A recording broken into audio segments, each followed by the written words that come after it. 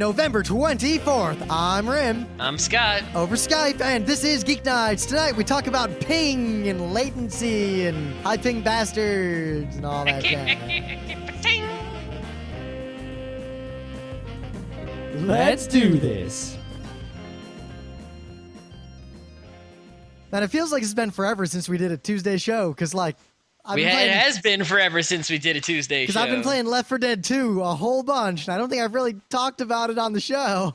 The last time we did a show, it wasn't out yet. I mean, if I click to the archive and click on Tuesday, let's see, the last one was November 10th, so it's been 15 days. Wow. Since a Tuesday show. Damn. And the Tuesday show before that was October 6th.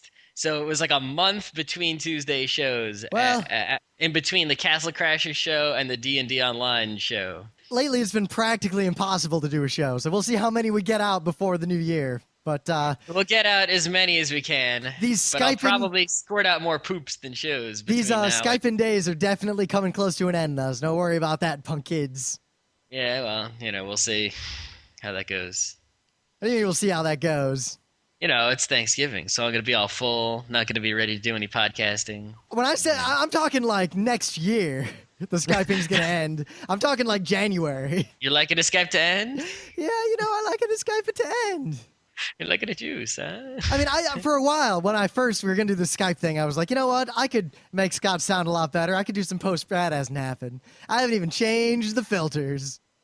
Well, I got a slightly better microphone headset thing, but it's still, it's very difficult to get, something like that, because even if I get, like, some awesome, if I had $1 bajillion and I got a giant, awesome preamp and microphone and everything, and then what can I do? I get an optical input into my sound card, and then my sound card has, sends it over the PCI Express bus into the computer, and then it compresses it and sends it over the network hole over Skype. Yep. Well, if we were doing this super long term, we'd probably just do the record on both sides thing, but we're not. You guys are lucky we're doing any shows at all. It's been kind of crazy up here. Yeah, between holidays, more moving, jobbing, Left 4 Dead, playing video games, lots of Left 4 Dead, living. There's not that much time for podcasting. But goddamn, is Left 4 Dead. We'll do a full review of it later, but Left 4 Dead 2, it is different enough from Left 4 Dead 1 that I do not in any way feel bad about having to have paid for it. Well, no, I never felt bad about paying for it. Before I played it, I was kind of worried that it was too soon to have a new game as opposed to just updates or extra content. That's the thing that I was upset about, right, I'm still upset about it, actually, is that why did they make it a separate game? What they could have done, right, is what did they add? They added 4 new characters, right? They added 5 new campaigns. And melee stuff. They added like a lot of different new special undeads. You got the jockey, the charger, the spitter, is that it? The director is pretty much completely different in terms of how it the AI is really stupid. The whole game mechanic is different. The AI is bad, but the actual zombie AI and all that stuff, I think. Yeah, they have the semi-special zombies. Like in each level, there's one kind of zombie that's not a special zombie, but it's not a normal zombie either. It's sort of like the in-between zombie. Yep. Like the one with armor or the one in a hazmat suit. The one in the hazmat suit is just hilarious. The mudman, right? Or the clown, right? We had a man in a hazmat suit, but look what happens if we expose him to pee. So anyway, the thing that bothered me wasn't that, I don't want to pay for more Left 4 Dead, because I knew it was going to be just fine and worth the money. Well, me too. Was that why didn't they add all that stuff to the original game? Because I still want to be able to play the original Left 4 Dead with the melee weapons and the special zombies, and I want to use the old characters on the new maps and the new characters and the old maps and the melee weapons on both and the special zombies on both, but they didn't do that. So now it's like if you play the old Left 4 Dead maps with the old characters, you don't get no melee weapons. You only get melee weapons on the new maps. See, that's fine because, I played Left 4 Dead 1 again after I'd played 2 a whole bunch to try to compare, to figure out, what exactly is different when I'm playing. And I realized that Left 4 Dead 1 really, the optimal strategy was basically 4 humans clipping on top of each other, walking as a unit with guns pointed in 4 directions. Yes, and what I'm saying is they could have sort of at the same time as putting out Left 4 Dead 2, they could have reinvigorated Left 4 Dead 1, because if it had the special zombies and the melee weapons and all that business in the old game, that game suddenly would have been improved. But why you know? bother? I mean, really, why bother? Why not? It doesn't take that much work to do that. It probably would have, compared to how much money it's going to make you. I mean, it's still a business. It's not like they can do this completely out of the goodness of their hearts. They would have made the same amount of money either way. No, because it costs less to do what they did now. There's no reason to do that. Plus, I'm sure there will be either updates or expansions. Maybe they'll even sell DLC like all of Left 4 Dead 1 with the Left 4 Dead 2 stuff. I've noticed that Valve, they really like to just not charge. They just all the updates on the PC are totally free, and they only give the shaft to the Xbox, PS3 people. Plus, I guess semantically, I can kind of see like the difference between 2 and 1, because the gameplay in effect is almost completely different. I mean, look at Left 4 Dead 1. You're like, every character's like hunkered together. The strategies are pretty solid. Like, yes, because there aren't any special zombies. No, that can it's not. bust you up. It's not just that. It's that the way hordes come in and the way zombies attack, you can get away with splitting up the group a lot more, even on the harder difficulties. And they could have added the better zombie AI to the old game too. Yeah, but I'm saying because semantically, not game, same engine. I'm saying that semantically, like, it's a different enough game and different enough experience that it could warrant calling it a 2 instead of a 1.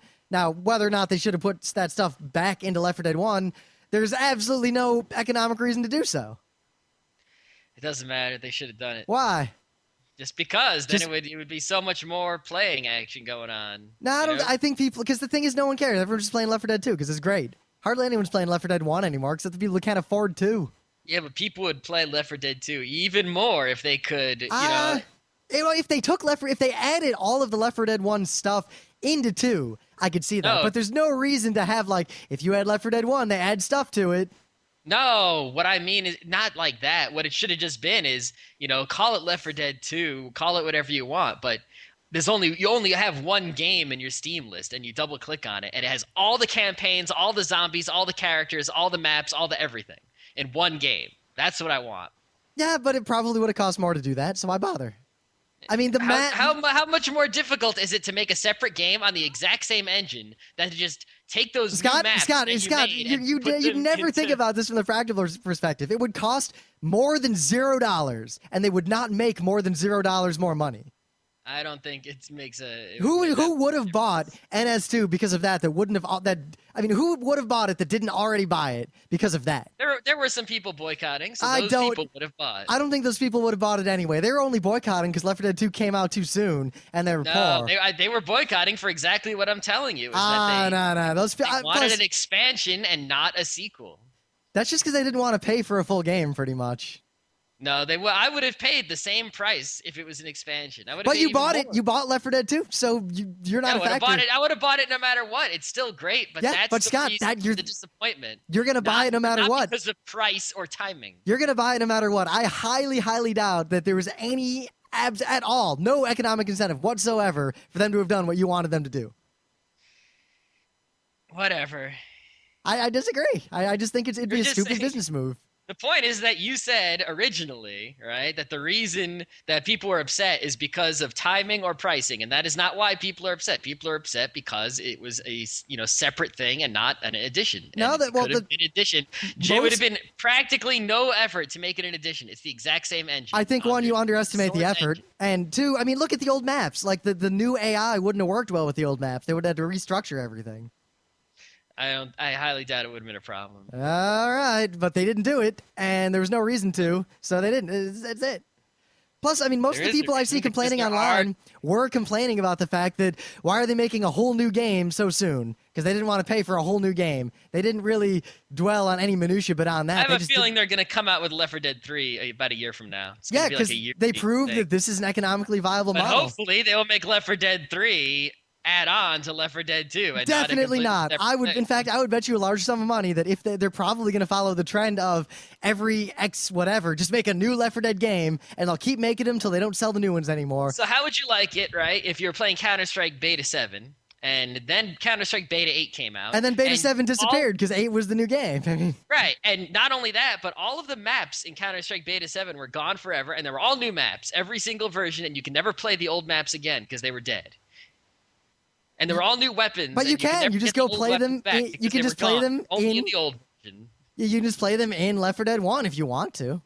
Yeah, but no one playing it anymore. The servers all shut down because they're separate dedicated servers. And people stop playing it, and the game just disappears. So would Just you the have same just way that you can't play Tribes 2 anymore. so would because you it's have all- just not played Counter-Strike if that were the case? Would you have? Probably.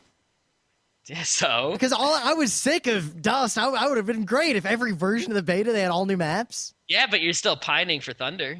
Only because it was actually that map was kind of broken. I only pined for it because it existed for such a short span of time. I never really got to play it. Same with Left 4 Dead 1. But it's still there in Left 4 Dead 1. Yeah, but Left 4 Dead 1's going away. Eventually, you can't get a versus game of Left 4 Dead 1 eventually. Then what are you going to, So if you feel Plus, like you want to go back to that, Plus, and you're bored remember, of the the new maps, multiplayer, it's like the gone. versus of Left 4 Dead, is really not like people get sick of the campaigns. There's much more incentive to want entirely new campaigns all the time. Plus, I'm sure later on, think about the Yes, brilliance but, of Valve. If Now you would have 10 campaigns and so if you get bored of the 5 that are in the current version, sure, it's going to be good when the next version comes out. You're going to get 5 more, but maybe you'll get some more excitement, a year from now if you could go back to the original But Scott, 5 again, that you haven't played you in have to forever. always think about everything a gaming industry does from the economic business perspective and what's going to make more money. If they keep making new versions, you have You know to what's keep going to paying make for. more money? They I'll don't- tell you what's going to make more money, right? Think about it this. Here's how it makes more money. Someone comes along right now, right? And they haven't bought either game, right? They're going to buy just Left 4 Dead 2. But Yeah. if it was an expansion, they would buy both games. So they're actually selling less Left 4 Dead 1s because Left 4 Dead 2 is not an expansion. They're probably assuming they can just drop Left 4 Dead 1 at this point. What's the economic incentive for that? Because if you're not selling more copies of it, there's no reason to keep the servers online unless you'll tick off enough fans They're to not impact paying. the The next game. servers are run by normal people, not by them. Remember, it's dedicated servers. It's not Valve servers. Actually, initially, Valve hosts a lot of the servers. I've never seen a Valve-hosted server in my life. Uh-huh. Not since the WAN have I seen a company-hosted server. Regardless, they're not Any- going to do what you want. They never will. And they're probably going to release. In fact, they're probably at some point going to start releasing DLC that is, hey, all the campaigns from Left 4 Dead 1 for $15 and Left 4 Dead 3. They wouldn't charge money for it. They would just do it for free. if No, they they'll did it probably that charge way. money for it. No, they've never charged money for any additional maps or anything on the PC. They've Yeah. given almost 100 updates to Team Fortress 2, all of which have been free. Yep, for now. Yeah, so they're never going to charge for DLC on the PC on Steam. I'll bet they will at some point. Not for a Valve product. I'll bet at some point they will. Money is a powerful lure. I do not see it happening. All right. Anyway. So, let's talk about some other gaming news. NS2 is actually going to come out. I guarantee it at this point. Because a map maker for NS2 came out. So they actually released it. If you have pre-ordered NS2, either the deluxe version or the regular version, you can go and download the NS2 map making program that they, I guess it's the beta of it. I don't know if it's not the final version, but it's good enough to make maps, and there's plenty of screenshots of maps people have made and video tutorials and all this stuff. And you know what? It's a bit might be early to call this. And also, I personally don't have that much experience with game map making, at least, FPS game map making. But I'm pretty confident to say that this is the greatest game map maker that has ever existed. For 2 reasons. Number 1, it's usable. Like, if you've ever tried to use the original, the Worldcraft, which is the Half-Life map making thing, or if you've tried to use the Unreal level editor, they are not easy. They are a huge pain in the ass. They are not fun. They are not intuitive. They're just a mess. This is actually something that a normal human being can figure out how to use and make maps with. And it's actually, my experience is with AutoCAD, and I was able to just sit at this and be like, oh, I know exactly what half these buttons do, and I only need a tutorial for the other half. And I was just, look, drawing walls, drawing the ground, putting textures on things. Well, part of it is this is the whole situation where whenever you're trying to make something, the best way to make a great product is to have some other idea in mind and just make the tools that are useful to make your real idea, and the tools themselves will usually be better than whatever your idea was. That happens often. And But I mean, at the and part of it with this, they're a small team; they have to be efficient. they basically made the editor do all the intelligent defaults. For anything you wanted to do to make like a map for a FPS, it does everything just exactly the default if you want it. I mean, all right, I put a texture or something on the top, it assumes it's a ceiling, makes it point and connect to all the walls automatically. Yep. The other thing is that apparently when you can't test this because you don't have the actual NS2 game yet, you only have the map maker. But apparently if you have the game and the map maker, you can have them open at the same time and you can edit the map, right, in the map editor, and then it will be edited in the game in real time. So, so it's not one of those situations like now where it's like you make a map, you compile, you render, you go to the game, you play, you exit the game, you render, you edit, right? It's you edit the map while you're in the game and you can get it just right, like immediately. And oh my God, I can't wait to see that in action because that'll be so sweet. You move to the left window. You got two monitors. One monitor, you go in the game. You're walking around. You see that the hallway's too short, so you extend it a little bit. You go, okay, the hallway's long enough now. The skulk doesn't. You get a skulk in there. You see, I can see the skulk hiding, but he's not completely concealed in the dark. So you make the ceiling a little higher, and now the skulk is concealed, and you're like, okay, that's a good, size cranny above the door. That's gonna make some pretty good maps right there. I think I'm going to focus right away on some sort of marine race. You're working on your gorge race map, right? You have a gorge, he jumps, and he makes it onto the platform. So well, then clearly if he can make it, it's way too easy. You make it a little further away. You have the gorge jump again. He barely makes it with the best part about gorge race is the fact that it takes like an hour for anyone to get past the first couple of rooms. Well, people have gotten kind of good at it now, so they usually don't start fucking up to like room. Thing is, even if you're good at it, there's 1,000 fuckheads preventing you from completing it anyway. That is true. When there are 40 gorges trying to make the jump that you have to be exactly perfectly timed for, it doesn't matter how good you are, 40 gorges bring you down. It's the knee that breaks pulls 10 men down. Yes, that is correct. So yeah, if you haven't even read that book yet. If you haven't already pre-ordered NS2 and there's something wrong with you, go and pre-order it. You can even pre-order. 95% of people apparently have pre-ordered the deluxe version, but you can pre-order the non-deluxe version for like $20, and you'll get access to this map maker. And the map maker alone is worth a lot more than $20. So sweet, sweet deal right there. So speaking of games you can pre-order, apparently within the beta for Heroes of Newerth, you can pre-order the game Heroes of Newerth. I want to talk about that. I think a lot of betas do that. It's like, hey, you're in the beta, you must care about this game. Please pre-order. Oh yeah, it. I needed a lame segue to get into that game because we got beta keys and some forumites are talking about it. And I played Dota a bit back in the day, and basically, Heroes of Newerth. When did you have Warcraft 3 ever? When I was a kid, I had Warcraft 1 and 2 as well. I don't remember. I never saw you had Warcraft 3 ever.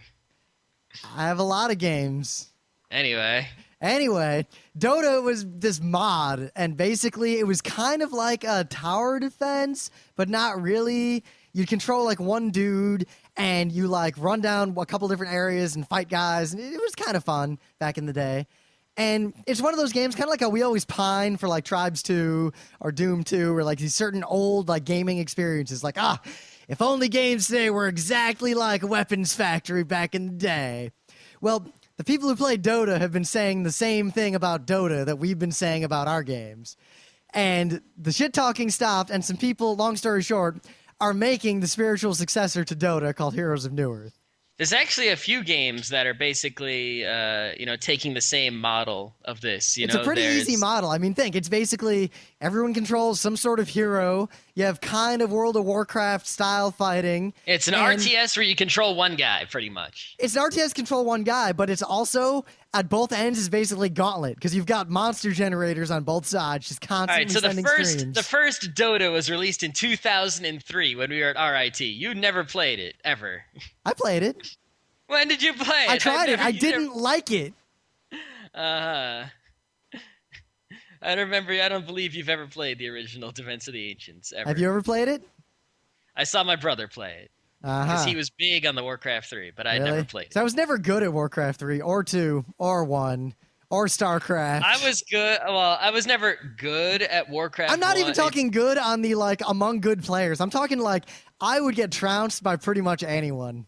I Yes, I well, never had the hang of those games. If I try to play, I could play StarCraft, right? And I open it up and I say new skirmish, which is just, basically a multiplayer game against the computer, one-on-one against the AI on the basic map. No matter which class, race I pick, Protoss, Zerg, or Terran, I die pretty much immediately. There is nothing, I have no, I can play the single player StarCraft and, eventually beat it. That's weird. It's like a single player RTS, the campaign. I can sort of eventually win any one of them if I just keep playing.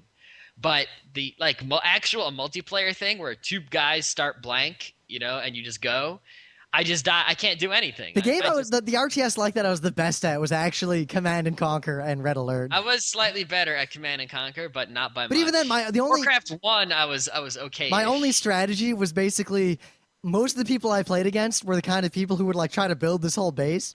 So I just That's what I wanted to do. Yeah, That's the fun part. I would just wait a little bit and then just send tanks and tanks and tanks and tanks and just destroy all their shit and win, and that was it. That's my problem, right? It's okay. I either, I try to build a base, right? Well, the other guy sends units after me and I can't defend myself. Okay, so this time I'm going to defend myself. So I build some guys and then I start building my base. But the tanks just keep coming.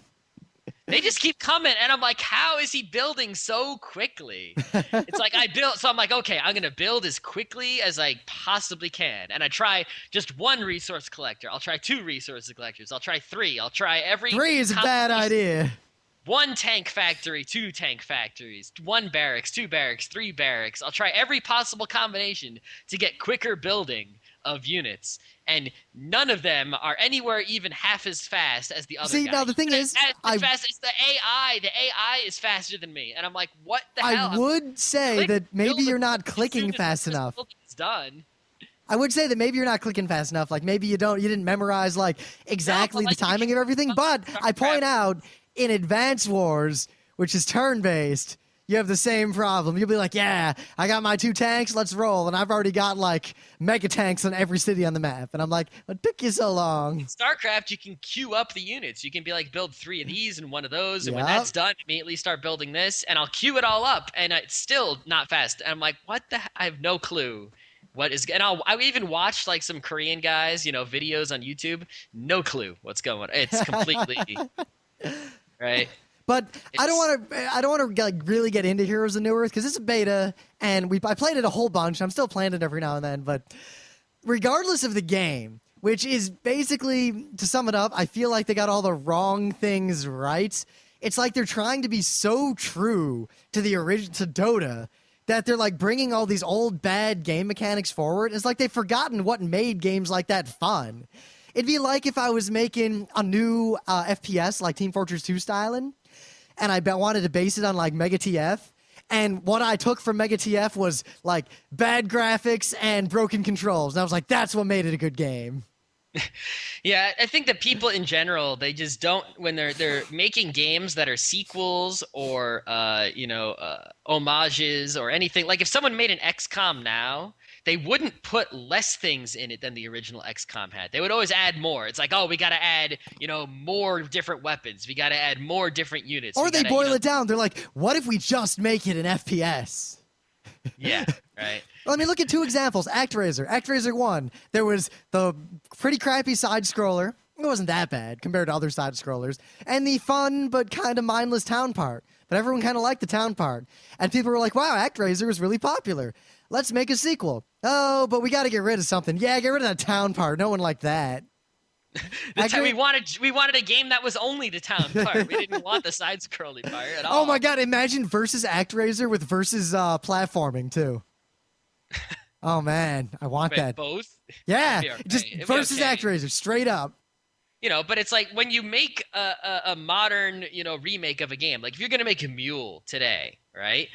Mule was pretty great, and there was, but you don't add. You remove the bad, and you polish the good. And you don't add anything. You really have to consider what made the game good. I mean, the bidding mechanic in Mule was really, really good. But the choosing land mechanic was really, very really bad.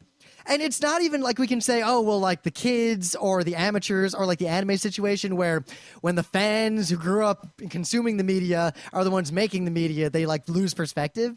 Because Nintendo even is guilty of this. WarioWare, on the GameCube was like one of the greatest games ever, and it was crazy popular. It was like people loved that game as a party game, At and they're least like, we loved it. yeah, but I'm not sure how many other people. I loved see it. a lot of other people really liked it. In the same way that a lot of people like Mario Party. Like, I think it was a similar vibe. But then they're like, yeah, that game was really popular. Let's take out all the parts that people actually liked and put in all this bullshit that we thought they liked. It's like they didn't have any clue why people liked the original game. Yeah. Anyway.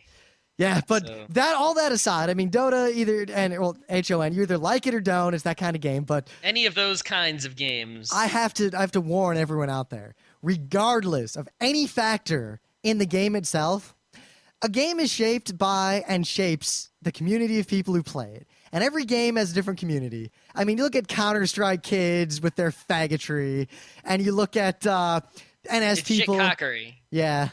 The NS people with Their gorge cheese jumping. Yeah. Every community is different. I've never in my entire life run into a more shit-headed gaming community than that is within the HON beta. These people made Counter-Strike look like a paragon of ivory tower righteousness and politeness. Good Yeah, I mean, God. Good fucking God. I've never been sworn at so much over a voice chat that barely worked ever than in the first time I played Heroes of Newerth. The problem is basically, right, is that this is a game that's, 5-on-5, right? And, in NS, let's say someone on your team is stupid and they're like an alien, they don't spend their resources. That hurts your team pretty bad. But it doesn't completely ruin your team completely, right? It's not ultra devastating. In this game, the Dotas like games, if it's 5-on-5 or even worse, like 3-on-3 or 2-on-2, if you're really good, right? There's nothing you can do to carry the team. You need everyone on your team to be good. So if one person sucks, right? You basically lose no matter what you do. It's kind of like Left 4 Dead. Sort of, yeah. So if they suck, you're going to kick them, right? So noobs have a hard time getting into the game because anytime they try to join a game, they get kicked. All right. But it goes so much worse than that. I mean, the first time I played, the other problem I was like, all right, I've never played before.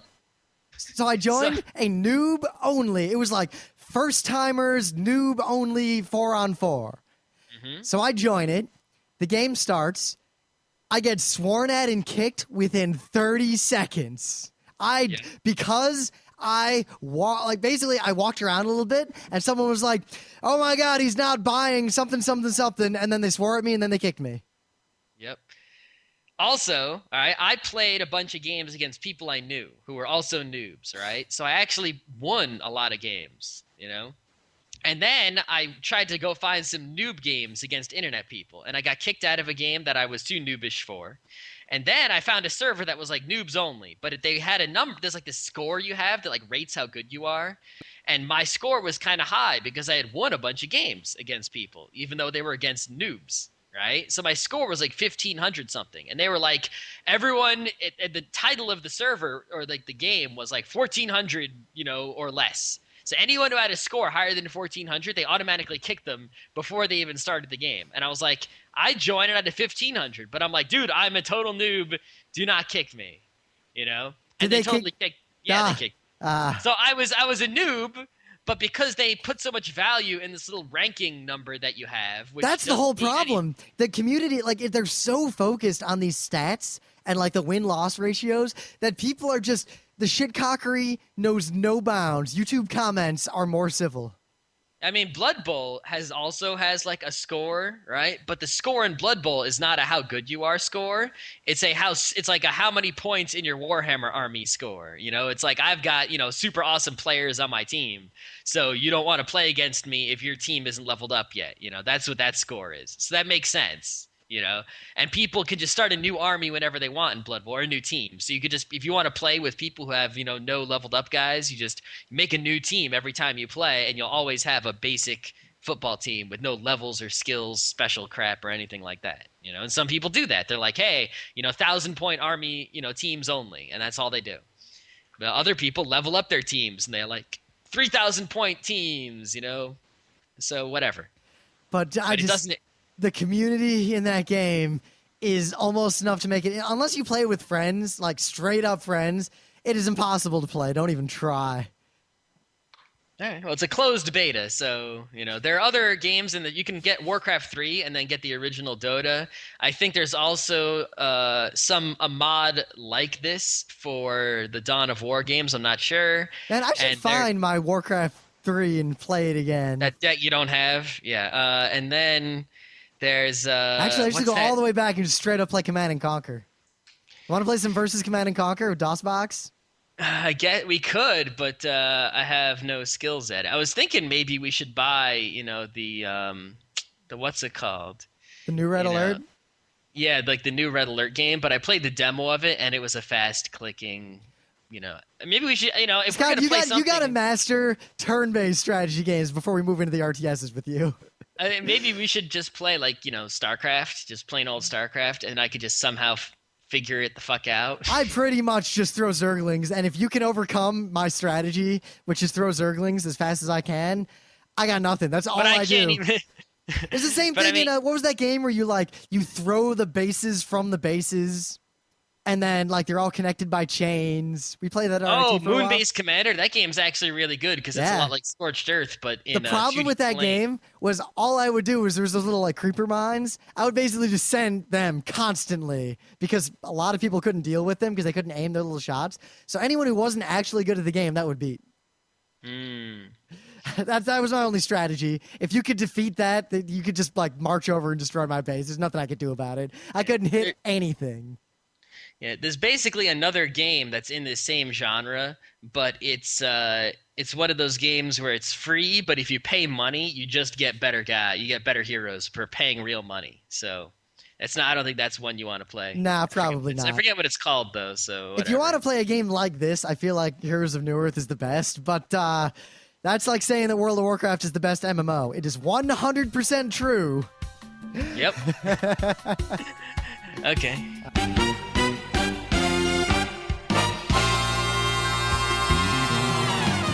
But anyway, things of the day. Do not watch my thing of the day if you have not yet seen the ultimate sci-fi classic Total Recall with Arnold Schwarzenegger.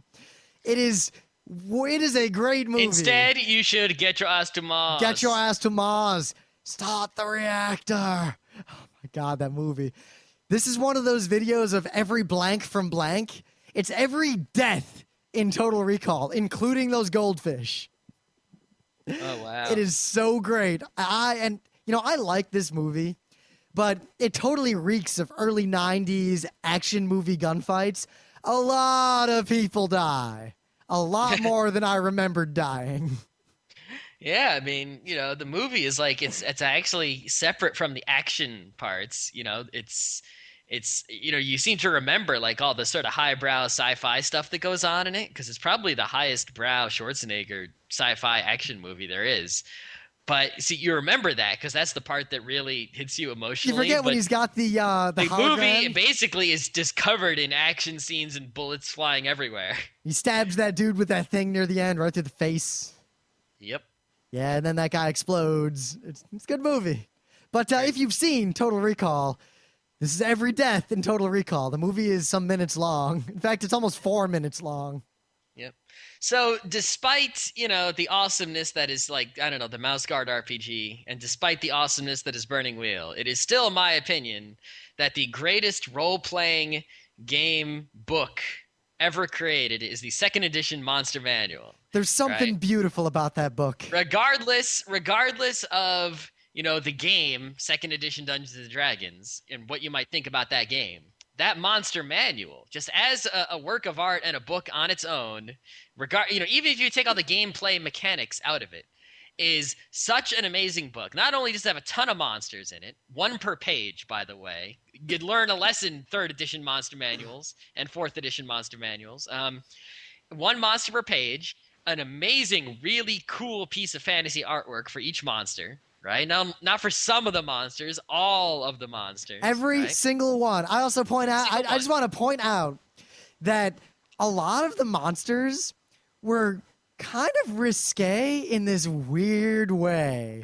I was thumbing through because I have my 2nd ed monster manual, And like the level of detail it goes into as to like what kelpies do to you, and like some of those like weird plants and so.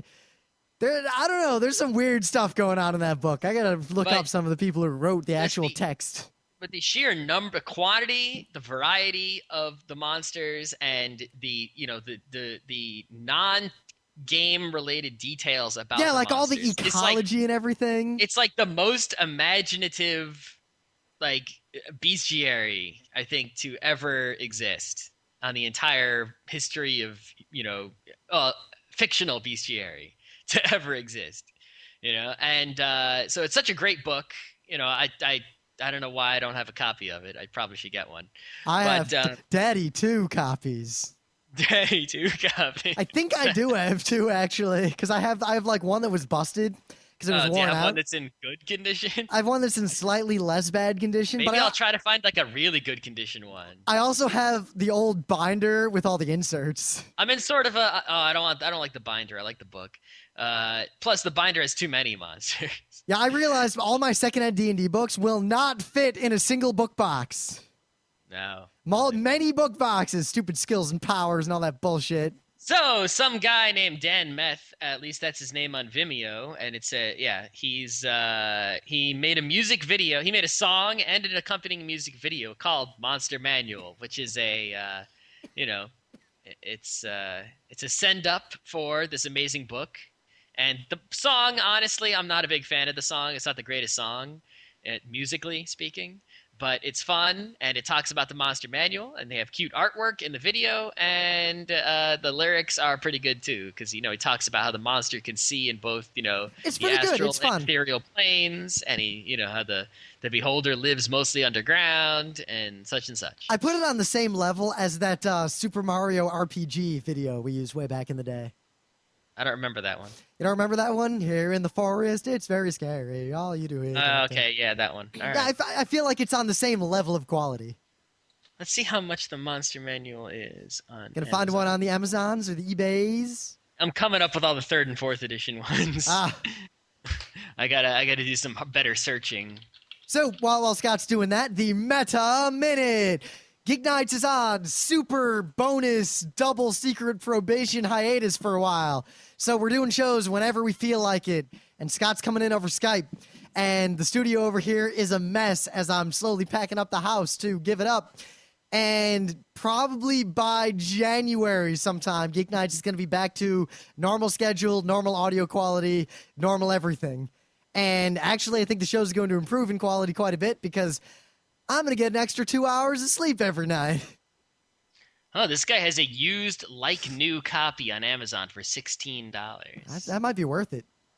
Let's see. Oh, there's new ones. Oh, from the new ones, the cheapest new one is $34.18. You probably want the slightly used one, as long as it does not, like that Yeah, Prince you of can Nothing get book. used ones. You can get used ones for $8. Used, good condition, $7.80. Well, watch out. I bought that used Prince of Nothing book, and it said like pretty What good did it condition. say? Used what? Used good? Used very good? Used acceptable? It said like used acceptable, something like that. But it was perfectly fine, except that it smelled like fried fish. Like really, really, really strongly of fried fish, to the point that I eventually threw it away because it smelled so much like fried fish. I didn't want it stinking up the rest of my books, as it was starting to do. There's plenty of used copies on Amazon. I'm sure maybe I could pick up a couple. I'm in a no money spending mode though, so I don't know if I should buy one now. I don't really need it. Meta minute aside, what else do we have in the meta? The show's going to be back on track in January. We don't have any contests going on. It's near Thanksgiving. Well, we don't have any contests, but Scott really likes Thanksgiving. cornucopias. I'm going to spoil that right now.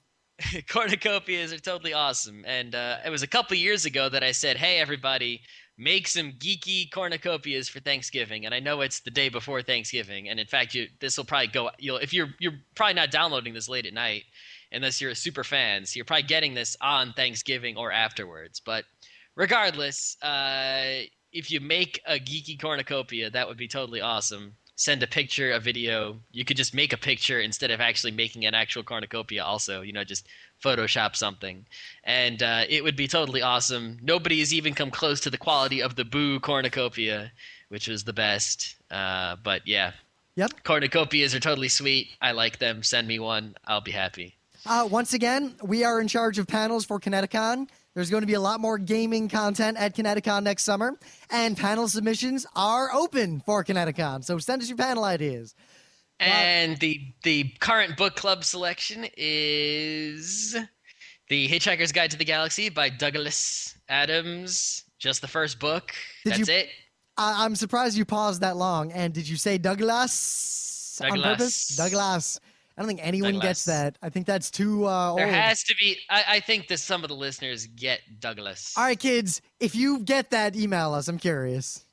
I'm sure someone gets it. Just email us and explain why we say Douglas the way that we do. All right. That's not easily Googleable. So that's not Googleable. Googleable. So back in the day, right? Long time ago. Day? The day when I had Quake 1 and a dial-up connection, and then I switched to a cable modem. So I have Quake 1 and a cable modem. And I had never played Quake 1 online before, because previously with the dial-up, I couldn't make that shit work. You could dial your friend directly and play against each other. I did that with Doom. I did that with Doom. I did that with Command and Conquer. I did it with like Heretic and Hexen. Actually, I have kind of a funny anecdote about that, because I used to also play a lot where you could do this serialized thing where like you connect to one person locally with a serial cable and use the server thing, and then you dial to someone else. You could play with like 3 people. But yeah, it barely worked. But a lot of the null modem cable. I had a null modem cable, and in fact, we had 2 computers now, so very often my brother and I would play either Command and Conquer or Doom against each other. But we always had to they got to bring that option back where you can just take a USB cable, connect 2 computers and directly, and then Because right now, think about it, right? If you have 2 laptops in a Starbucks crossover cable, people don't have a crossover cable. I do. Even if they did, what? I do. In fact, I carry one in my bag. It's 1 foot long.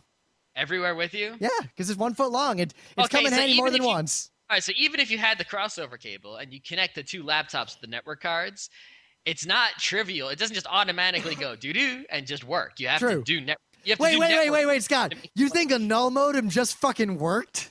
No, what I'm saying is if they made USB cables, they could make it with a driver just work, for game data. I've got Command and Conquer. We always had to take turns who used the 486 and who used the Pentium Pro.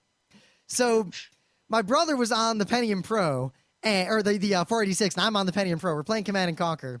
And every now and then the Pentium Pro would screw up and the mouse driver would just go whack. And sometimes the 486 would too. But in this case, the 486, while we're playing, his mouse driver just went whack. And the mouse was going all over the place, and he couldn't click on anything anymore in the middle of this game. And he's like, this Command and Conquer game sucks. We got to stop. I can't click on anything anymore. And I was like, so I guess it's just Conquer. Because there was no more command. And he was like, yeah, whatever. And then he turned off the game. That was the end of that. Wasn't that funny? Yep. But I was playing Quake 1 online for the first time ever. And I found the IP address of a server. On a website. And I connected to it. And I ran around. Got killed immediately. Well, no, I ran around just fine. But my guy kept stuttering and staggering. And then there was no good netcode back in the day. So I clicked shoot to shoot a rocket. And 2 seconds later, a rocket came out of my guy. Man, the first time I tried to play a game online, I didn't have a cable modem until I didn't have good internet that was faster than 56K until I got to RIT. I mean, I had used faster internet at school, but not at my house. And it wasn't until after I'd been to college that my parents got some DSLs, But I did have my very own 56K modem on my very own phone line. So the house, the modem downstairs did not interfere with me. Before the cable modem, we had 2 phone lines, but 33.6 modem. That sucked. Yeah, so I had my very own 56K modem. I actually still have, or did I give it to Scott Johnson? It was a USB 56K modem. I don't know if he wanted it or if you just put it in a box he was taking to his house, but I think he's got it. I don't know, but that was my modem. And I couldn't really play that many games online. I could play Diablo 2 online because that didn't really require pretty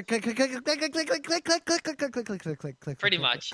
I tried to play Half-Life online, and basically what would happen is I would start up and I would appear, right? And then I would just be standing still and I couldn't move at all, right? And I didn't realize what the hell was wrong. I thought my thing was broken, because Diablo 2 worked online for the 6K modem. Tribes 2 actually surprisingly worked with the 6K modem. Surprisingly well. It was kind of like scary. They had really good netcode, but at RIT I realized, it was just because Yeah, you see, you guys was all a forget, bajillion. we're like highly paid New York City computer professionals now. There was a time, my friends, when we were stupid. Because you see, the rockets came out of my Quake guy like 2 seconds after I hit the button, and everything was all stuttery. So I went to the forum that I got the server IP address from, and I was like, what the F? I'm trying to play online, but the rockets come out of me like 2 seconds after. Is something wrong with the server? Why is it doing this? Mm-hmm. And someone else responded. They're like, yeah, the same thing happens to me, but that happens on every server I play on. I think you have to change something in your game. And this thread goes on for a little while, and then this guy posts, and he basically says, oh my fucking God, are you guys serious, or are you just trolling?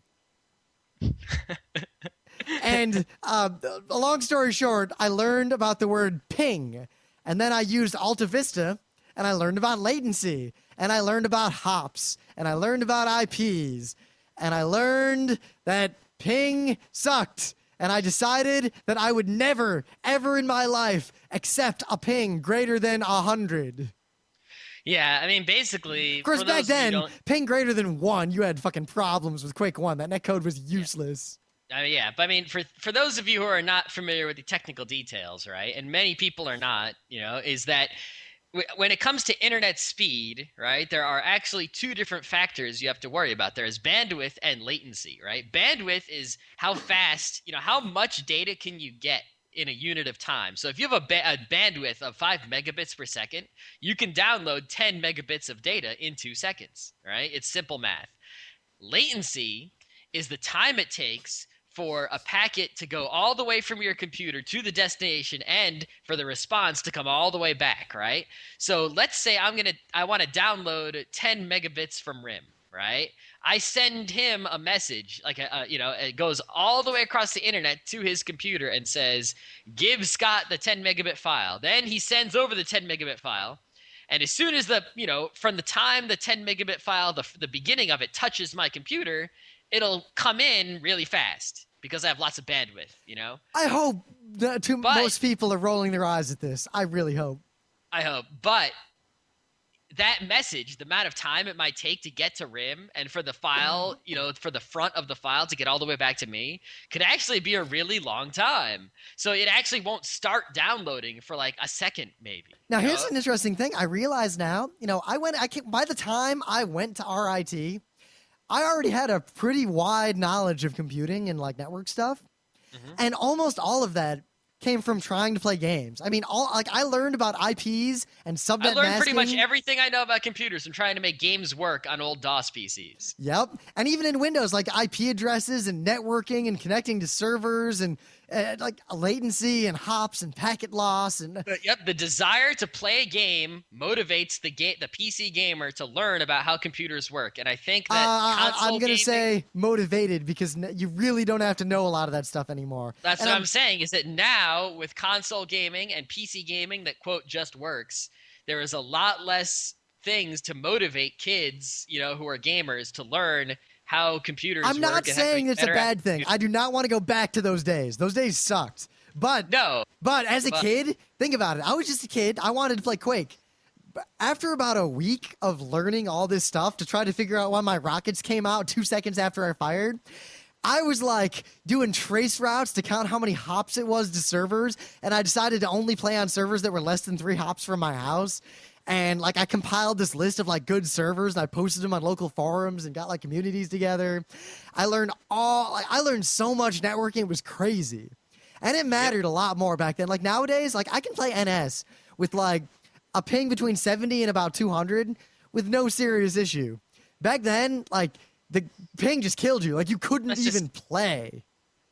Yeah, because think about it, right? The ping is milliseconds, right? Which is 1,000th of a second, right? And you don't think that's very long at all, but it's actually forever in computing time, right? So if your ping is 200 milliseconds, that means that, let's see, 1/5 of every second, right, is basically lost. You're playing at a delay.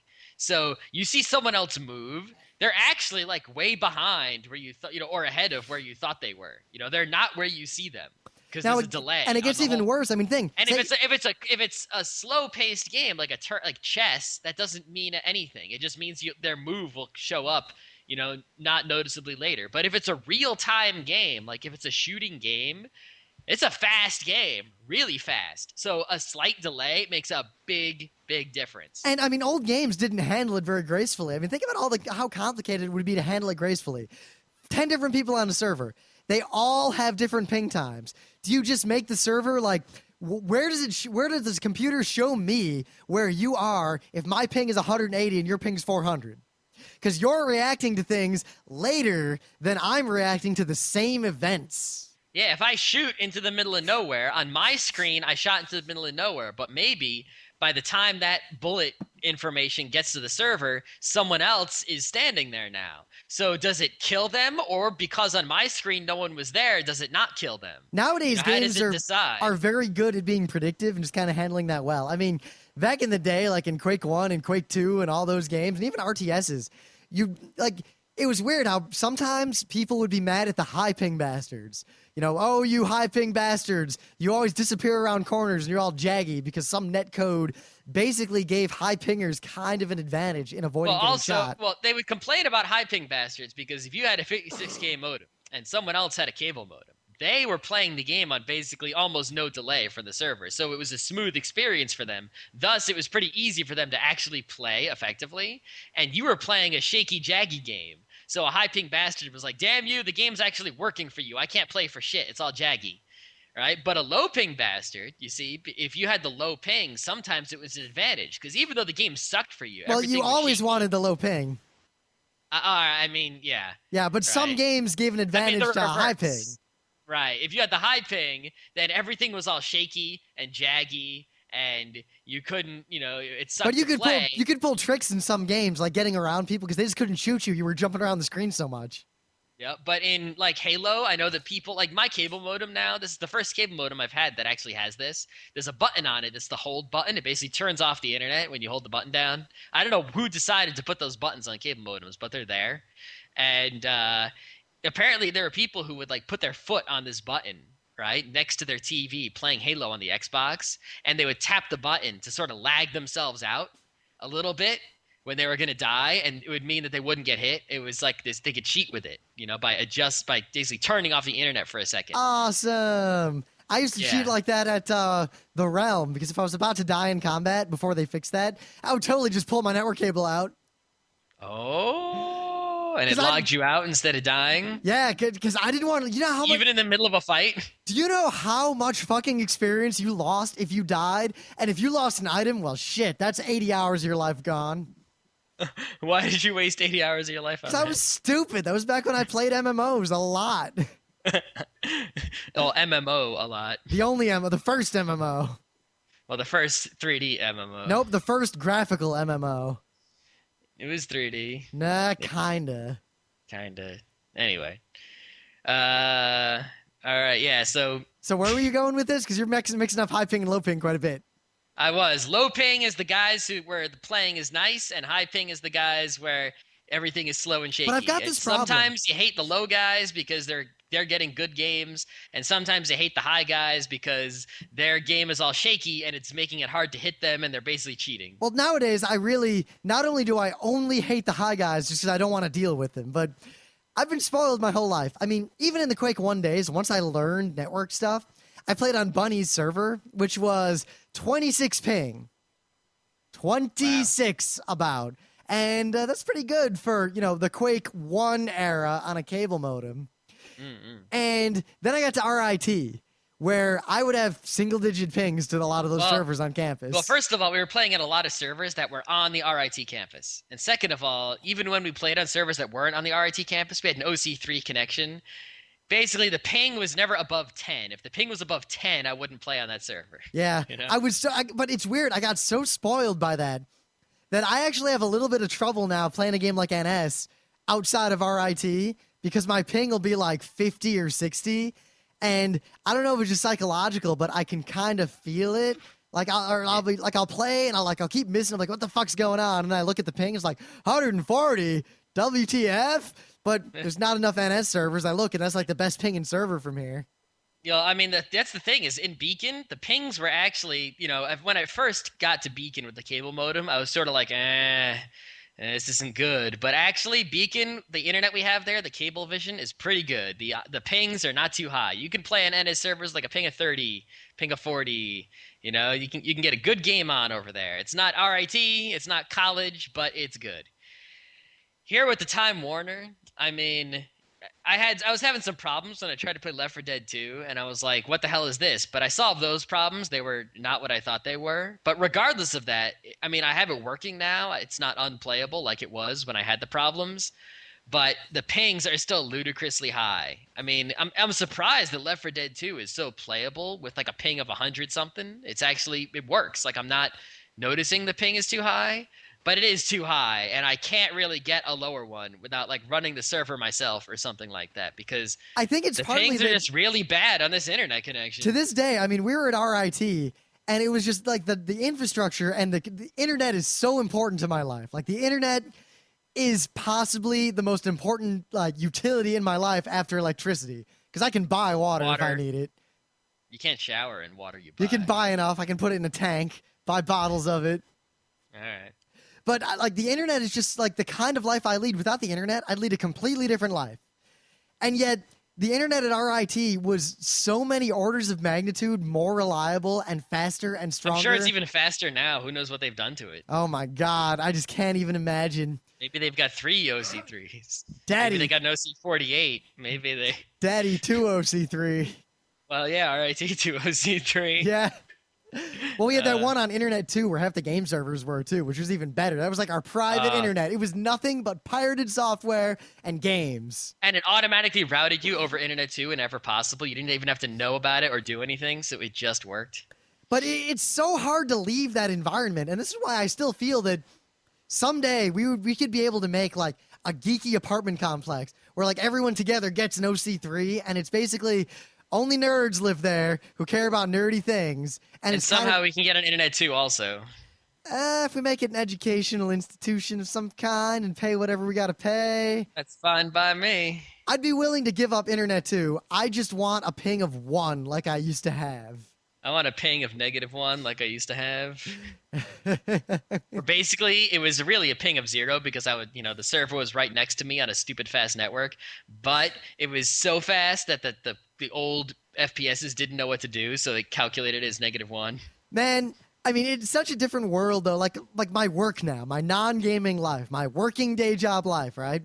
We worry about latency to the point that calculating the speed of electrons based on the physical distance between data centers. We use that as a benchmark for the lowest. Are you like cutting your Ethernet cable shorter as the minimum length just to, Basically, we use that measure as a kind of objective measure of this is the floor of latency we can get between these two sites.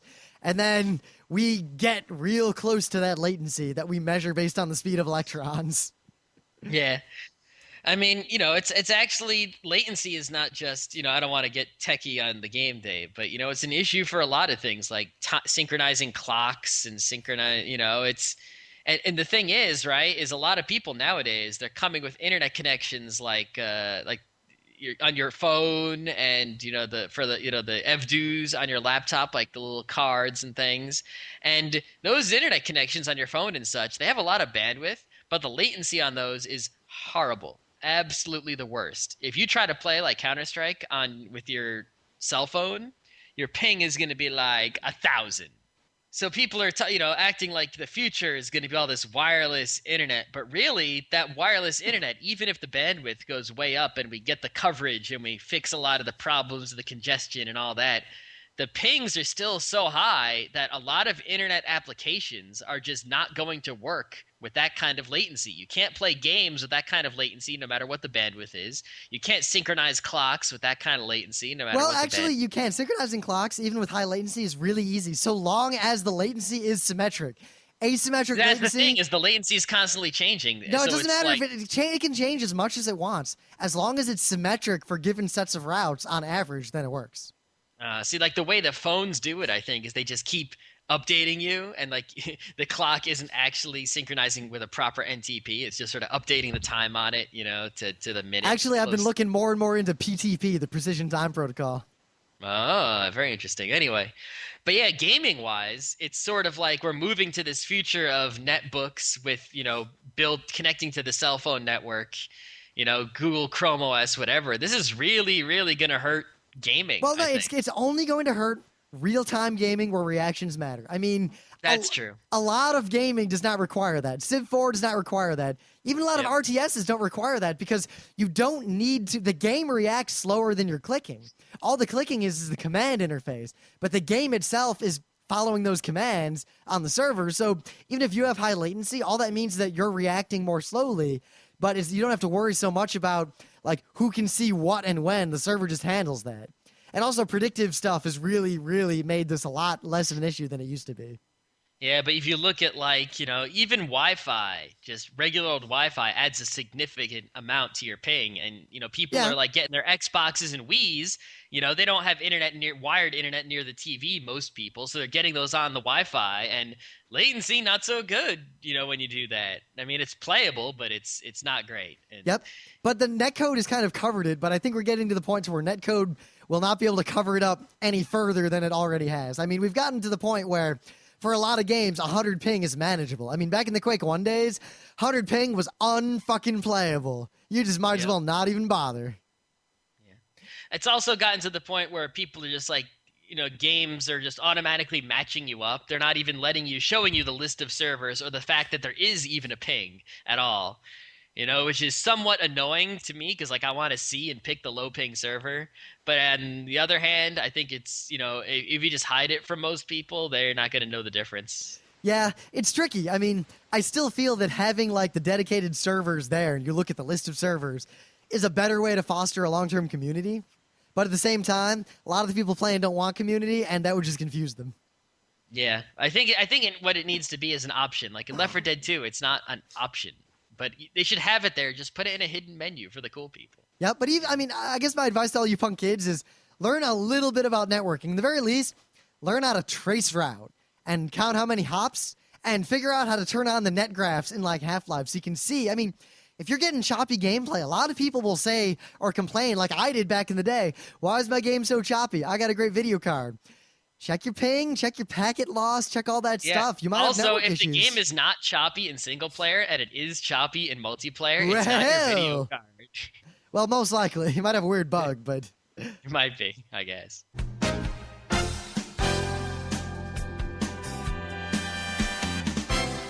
This has been Geeknights with Rim and Scott. Special thanks to DJ Pretzel for the opening music. Be sure to visit our website at www.frontrowcrew.com, where you'll find show notes, links, our awesome forum, a link to our Frapper map, and links to all the RSS feeds. We say feeds plural because Geeknights airs 4 nights a week, covering 4 different brands of geekery.